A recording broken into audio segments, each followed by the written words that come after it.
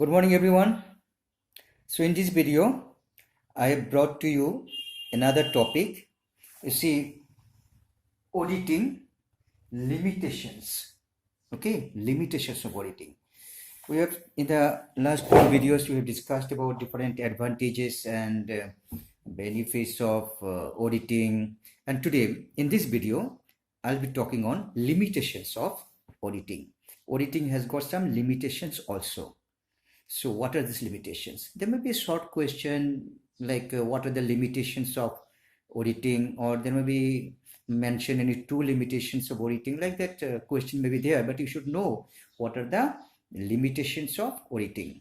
So point by point I'm describing what are the limitations of account auditing.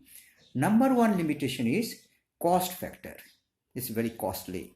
See, any company who appoints to decides to appoint auditor, that auditor has to be paid a lot of money, salary or audit fees. So this is a limitation, cost factor.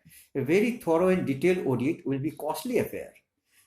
Very thoroughly, if you want to check everything, it will take a lot of time and cost is involved. It is not cost effective. So the auditor limits the scope of audit and use of techniques like sample checking, test checking, etc. So since it is very costly, so auditor does it very shortcut way. They go for sampling. They suppose there are 1000 transactions, they will check say 300 transactions, like that. And this is also known as test checking. Test checking means you check only few transactions and give opinion on the total transactions. It's not a total transaction. You're checking only few transactions. That is known as test checking or sample checking. It is due to cost factor, because if you check each and every item, it will be very costly affair. So remember, cost factor is a limitation of auditing. And then number two, time factor. Time factor is also a limitation. You cannot cannot give lot of time to the work of auditing. Auditors generally work on a specific timeline. Sometimes this is due to the statutory requirements. You have to submit your audit report within a certain deadline. So you have to do it very quickly. You cannot thoroughly check. This means audit of the whole year are checked in few weeks only. Hence, insufficient time is the main limitation of the auditing. Remember, insufficient time. So time is a factor. Time factor is a limitation, number two.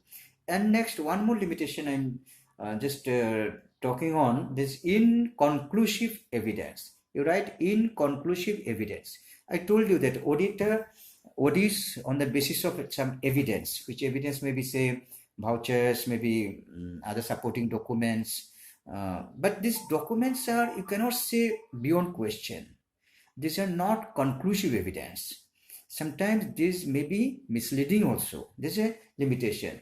Generally, audit evidence the auditor collects is persuasive in nature, not conclusive in nature. Remember, persuasive and conclusive.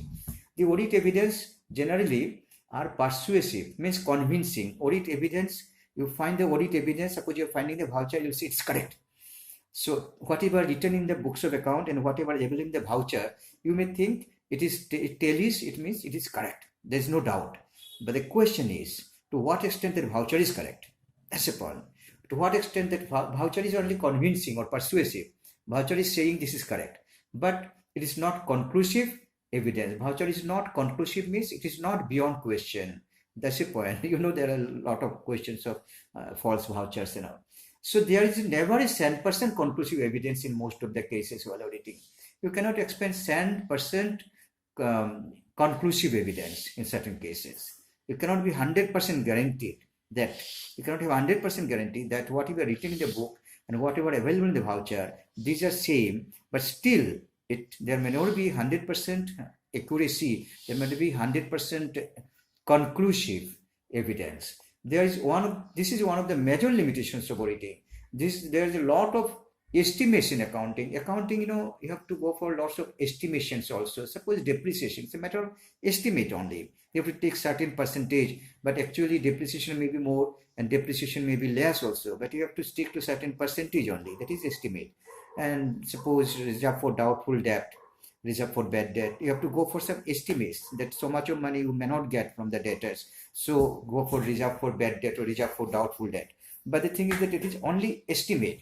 Suppose you have made an estimate that 5% of the debtors will not give you money. This will be bad debt. But ultimately, there may be 10% of the debtors are not giving you money in future. You're going to be bad debt. So estimates, lot of estimates also there. These are the limitations of auditing. So remember, the limitations I told you, three limitations I've discussed here: cost factor, time factor, and inconclusive evidence. There may be more limitations. You find out the books and find out if there are more limitations. Add to this list from internet also. You can search.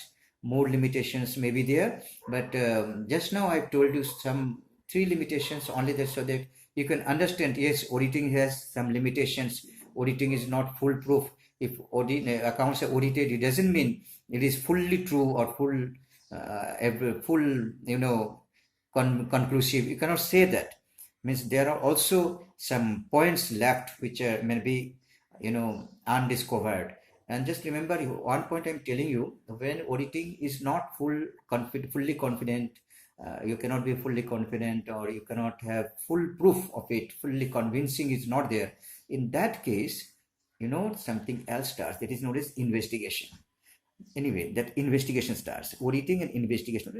You'll be finding in some other chapter, I think. Investigation. What are the difference between auditing and investigation? Auditing is apparent taking, and investigation going into depth of everything. So when auditing is not satisfied with auditing, then you go for investigation. So auditing has got some limitations. I told you. Please remember and study and think about these things. And next we are coming for with some new topics, other topics, and still then, bye bye. Thank you.